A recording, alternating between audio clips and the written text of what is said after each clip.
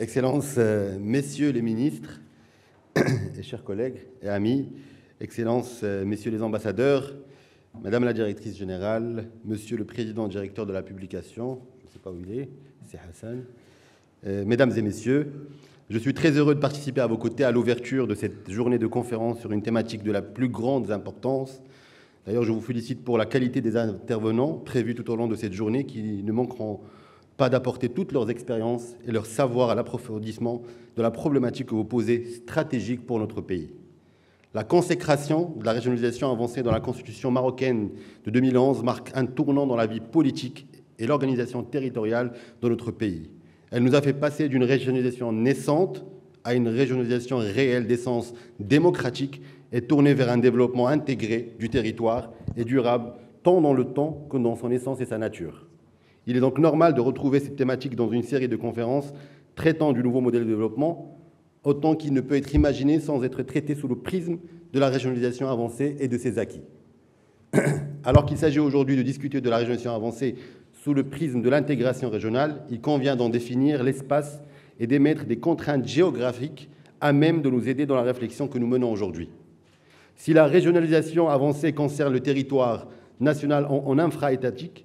tel que le consacre le deuxième alinéa de l'article 35 de la Constitution marocaine, l'intégration régionale nous renvoie vers l'espace mondial plus large, nous rappelant que la mondialisation n'a pas aboli la géographie et que la régionalisation peut être mise au service de l'intégration régionale à travers la constitution d'espaces économiques communs favorisant le passage d'un degré à un autre de régionalisation,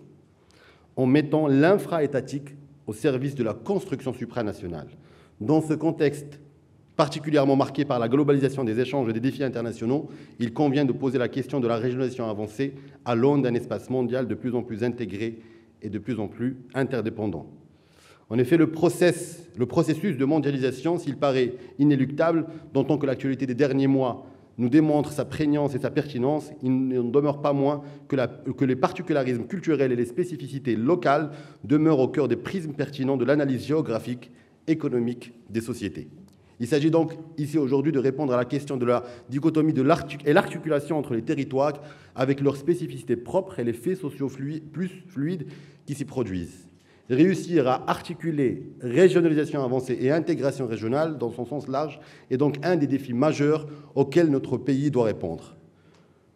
Compte tenu de sa place constitutionnelle et de son importance dans l'édifice institutionnel du pays, ce chantier pionnier doit nous aider à parachever ces structures institutionnelles, financières et humaines sous la conduite éclairée de Sa Majesté le roi Mohamed VI, que Dieu l'assiste. L'époque actuelle étant par excellence celle de la compétition territoriale, notre pays affrontera mieux les défis du XXIe siècle avec des institutions à fort ancrage local, en mettant au cœur de son approche la région comme chef de file du développement économique, culturel et environnemental et en réaffirmant son attachement à une intégration régionale permettant d'inscrire la région dans un espace-monde de plus en plus intégré. Au cœur de ce maillage institutionnel, les politiques culturelles et de jeunesse doivent également s'adapter aux particularités régionales afin d'être en adéquation avec les réalités du terrain. En effet, depuis la nomination de ce gouvernement et par Sa Majesté le roi, que Dieu l'assiste, nous sommes employés dans ce département à remettre les régions et les territoires au cœur de l'approche du ministère afin d'une part de répondre aux exigences et aux besoins spécifiques des régions et d'autre part de mettre en place une offre politique adaptée au terrain et à ses exigences. Dans ce cadre, ce département a lancé une série de mesures visant l'intégration des jeunes dans la société, notamment les NEETs, les NEETs, c'est les sans-emploi et hors du système éducatif ou de formation professionnelle, en prenant en compte les disparités régionales et territoriales.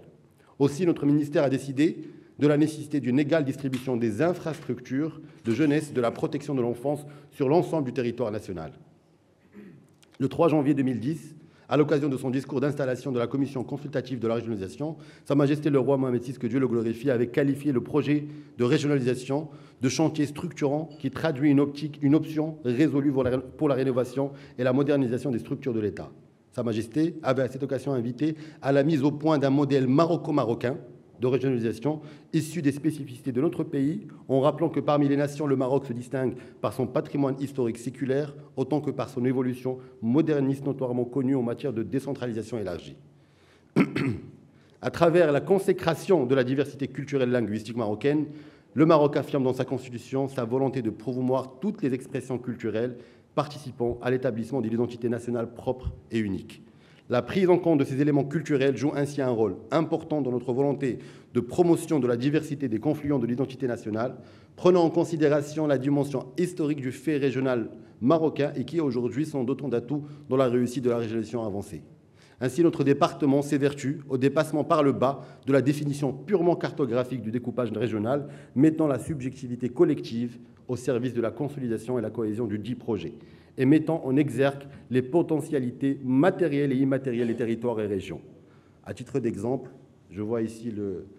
monsieur le ministre et directeur de l'Agence de l'Oriental. On travaille ensemble avec la région de l'Oriental pour mettre un programme d'animation culturelle spécifique à la région. Et par cet exemple-là, c'est des activités